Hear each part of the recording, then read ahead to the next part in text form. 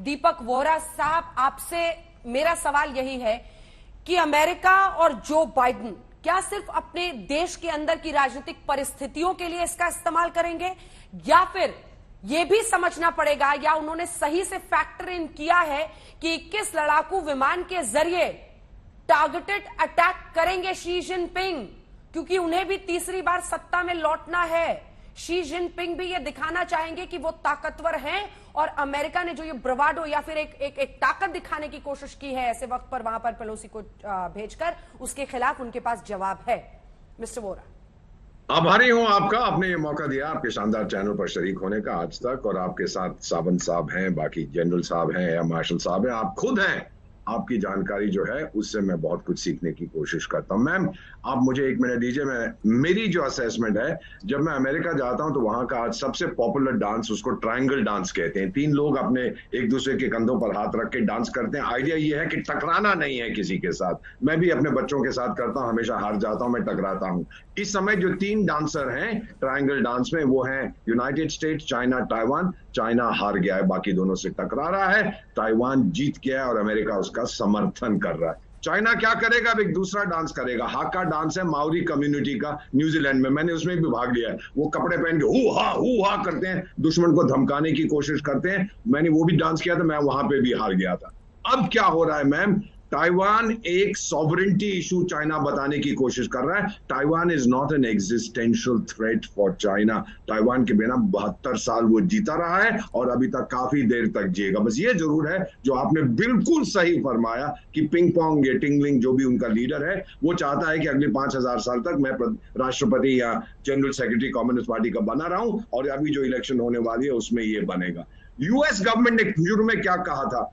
ये जो है ना बुजुर्गवार वहां पे बाइडेन साहब, उन्होंने कहा था कि मिलिट्री ने, अमेरिकन मिलिट्री ने मुझे कहा कि पेलोसी को नहीं जाना चाहिए, लेकिन वो चली गई। और फिर कहते हैं भाई ये तो प्राइवेट विजिट है, इसमें कौन सी बड़ी बात है। अमेरिका ने चेकमेट कर दिया है चाइना को। पिंग पोंग, क्षमा कीजिए, जो भी उसका नाम है, बौखला गया है, उसको मालूम नहीं क्या करना है। फाइनली सावंत साहब, आप मुझसे ज्यादा जानकार हैं, क्या पीएलए इतनी शक्तिशाली है? जनरल साहब, 2 साल पहले आपने उनके दांत खट्टे किए थे, और उसके 6 महीने के बाद जनवरी पिछले साल चाइना ने 40% सैलरीज अपने सोल्जर्स की बढ़ा दी थी, क्योंकि वो छोड़ के भाग रहे थे कि हम लड़ना नहीं चाहते। ये देश है, ये मुकाबला करेगा दुनिया का। मैं भी वन चाइना पॉलिसी को सपोर्ट करता हूं, लेकिन वो नॉन कम्युनिस्ट डेमोक्रेटिक चाइना होना चाहिए। पूरी दुनिया उसको सपोर्ट। ट्रायंगल डांस कहां का था दीपक वोहरा साहब? यूनाइटेड स्टेट्स का। यूनाइटेड स्टेट्स का? अब गूगल करिए, बहुत बड़ा माहिर है यूनाइटेड स्टेट्स। जी मैम, युद्ध के मैदान में ट्रायंगल डांस करता है, लेकिन दूर दूर से करता है। अब वो ये तो के टकराव पर अपने हाथ सेकता है। आप देखिएगा गूगल पे, बहुत मजेदार है। जरूर होगा, आप कह रहे हैं तो। मिस्टर कुलकर्णी, अगला सवाल आपसे। युद्ध की नौबत आएगी, टारगेटेड अटैक की नौबत आएगी, या फिर गीदड़ भब की, और जैसा वो कह रहे हैं हु हा करके निकल जाएगा?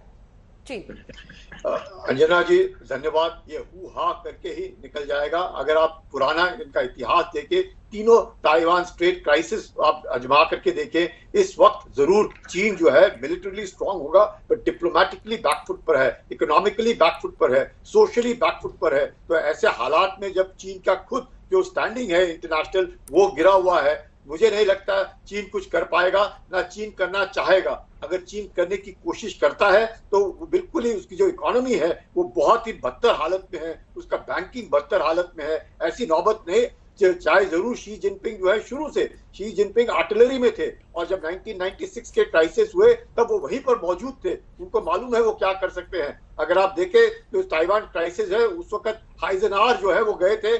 आपको आश्चर्य होगा कि हाइजेनहावर के जाने से पहले माओ से तुंग ने उनका जो जिनमेन आइलैंड है 1958 से लगातार 1979 तक उसको बम्बार्ड किया, ऑड इवन डेज करके। और क्यों किया? जब तक कि वो डिप्लोमेटिक रिलेशंस नहीं हुए। एयर मार्शल श्रीवास्तव, आपसे ये जानना चाहेंगे, ये जो 21 लड़ाकू विमान, अर्ली वार्निंग विमान, एडवांस्ड अर्ली वार्निंग और इलेक्ट्रॉनिक इंटेलिजेंस के जो विमान है, उनको भेजकर क्या संकेत दे रहा था चीन? चीन का अभी जो अमेरिका ने ये जरूर साबित कर दिया है कि पावर प्रोजेक्शन जहां तक करना है अपने अमेरिकन सिटीजन्स को, चाहे वो नैन्सी पेलोसी हो, उनको वो बचा करके ग्लोब में किसी भी पार्ट में जा सकते हैं। और चाइना जो उनका डिक्लेयर्ड एडवर्सरी नंबर 1 है, उसको वो कन्फ्रंट कर सकते हैं और राइट ऑफ वे रखेंगे। एक और चीज है जो उसके कॉन्टेक्स्ट में हमें देखना पड़ेगा कि वन चाइना पॉलिसी, जैसा कि अभी वोहरा साहब ने बोला, वन चाइना पॉलिसी का मतलब ये नहीं है कि वन चाइना पॉलिसी सिर्फ पीआरसी के लिए है, ये आरओसी के लिए भी हो सकती है। ये स्ट्रेटेजिक एम्बिग्युइटी यूएस ने हमेशा से मेंटेन करके रखी है, और दूसरी मेंटेन करके ये रखी है कि सेल्फ रूल रहेगा। और जो अभी एयर डिफेंस आइडेंटिफिकेशन जोन में वायलेशंस हो रहे थे चाइना के लगातार पिछले कुछ महीनों में, उनको कुछ न कुछ सबक देना था और ये कहना था कि आपकी ये जो वायलेशंस है, लेकिन क्या इसको ये हम बर्दाश्त नहीं करेंगे और आगे बढ़ेंगे? क्या ये वायलेशंस अभी बढ़ेंगे? क्या ये जो युद्धाभ्यास हो रहा है उससे खतरा बढ़ेगा? विस्तार से उस पर भी चर्चा करेंगे, लेकिन उससे पहले एक बार नैंसी पेलोसी को जल्द से सुन लेते हैं। Are here 43 years ago with the Taiwan Relations Act, America made a bedrock promise to always stand with Taiwan. And on this strong foundation, we have built a thriving partnership grounded in our shared values of self-government and self-determination, focused on our mutual security interests in the region and across the world. Today, our delegation, of which I'm very proud, came to Taiwan to make unequivocally clear we will not abandon our commitment to Taiwan, and we are proud of our enduring friendship. The story of Taiwan is an inspiration to all freedom-loving people in the United States and around the world. Out of a crucible of challenge, you have forged a flourishing democracy, one of the freest in the world, proudly to be led by a woman president.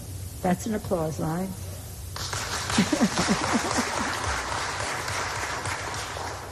And Taiwan has been an island of resilience in the world. Indeed, the people of Taiwan have proven to the world that with hope, courage, and determination, it is possible to build a peaceful and prosperous future, even in terms of the challenges you face.